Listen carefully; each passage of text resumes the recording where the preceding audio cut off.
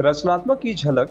सेठ आनंदराम जयपुरिया स्कूल लखनऊ की प्रदर्शनी मास्करेड ऑफ आर्ट में दर्शकों का स्वागत।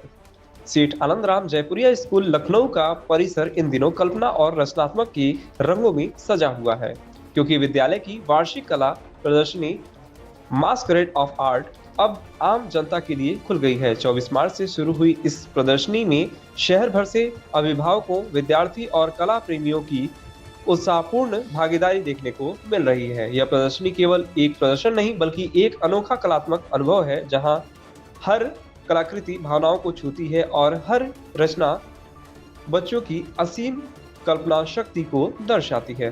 प्रदर्शनी में कला की विभिन्न शैलियों का सुंदर संगम देखने को मिला है।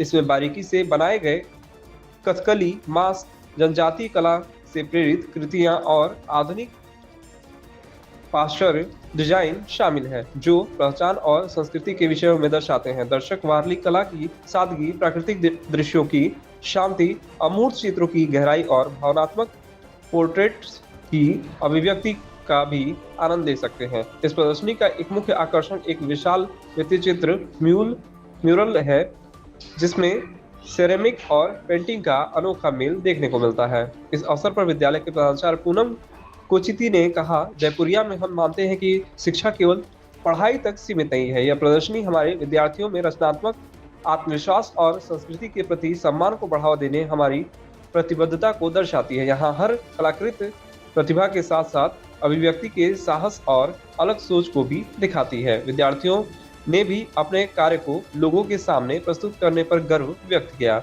एक विद्यार्थी ने कहा, लोगों को हमारी बनाई हुई चीजों को देखते और सराहते हुए देखना बहुत अच्छा लगता है। हमारी कला के माध्यम से हम अपनी सोच और भावनाओं में साझा कर रहे हैं। वो पहले से ही डिसाइड कर लेती हैं कि इस साल आर्ट एग्जीबिशन की क्या थीम रहेगी। सो उसी थीम पर बच्चे अपना आर्ट वर्क बनाते हैं। उसके अलावा हमारे यहाँ क्योंकि फ़ाइन आर्ट्स चलता है ग्रेड 11-12 में, तो फ़ाइन आर्ट्स में जो इनको सिलेबस के हिसाब से आर्ट वर्क करना होता है वो भी बच्चे साल भर बनाते हैं, उसी का प्रदर्शन है। तो मैम क्या कुछ कहना चाहेंगे बच्चों ने जो भी अपने प्रतिभा दिखाई है पेंटिंग्स और अपनी कलाकृतियों के माध्यम से? आई थिंक अगर आप देखें वहाँ पीछे हमारी प्राइज़ विनिंग एंट्रीज़ लगी हुई हैं, इंटरनेशनल, नेशनल, इधर भी एक पेंटिंग है जिसमें इंटरनेशनल प्राइज़ बच्चों को मिला है। तो हम लोग जब बच्चा हमारे स्कूल में होता है तो हम सबसे पहला हमारा काम होता है कि बच्चे का इंटरेस्ट आइडेंटिफाई करना। आर्ट में इंटरेस्टेड है, स्पोर्ट्स में तो किस स्पोर्ट्स में है, डांस में तो किस तरह के डांस में।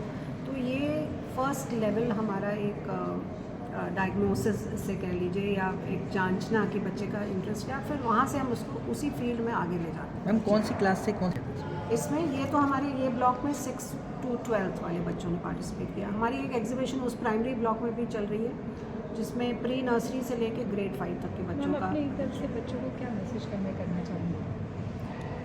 आई थिंक आज कल के जो बच्चे हैं, एक तो टैलेंट बहुत है सब में, सेकेंडली आई थिंक स्कूल्स और विद्यालयों का ये दायित्व है कि उनको एक प्लेटफॉर्म प्रोवाइड करें, एक ट्यूटरिंग प्रोवाइड करें और एक प्लेटफॉर्म प्रोवाइड करें जिससे उनकी जो प्रतिभा है वो उभर के आए।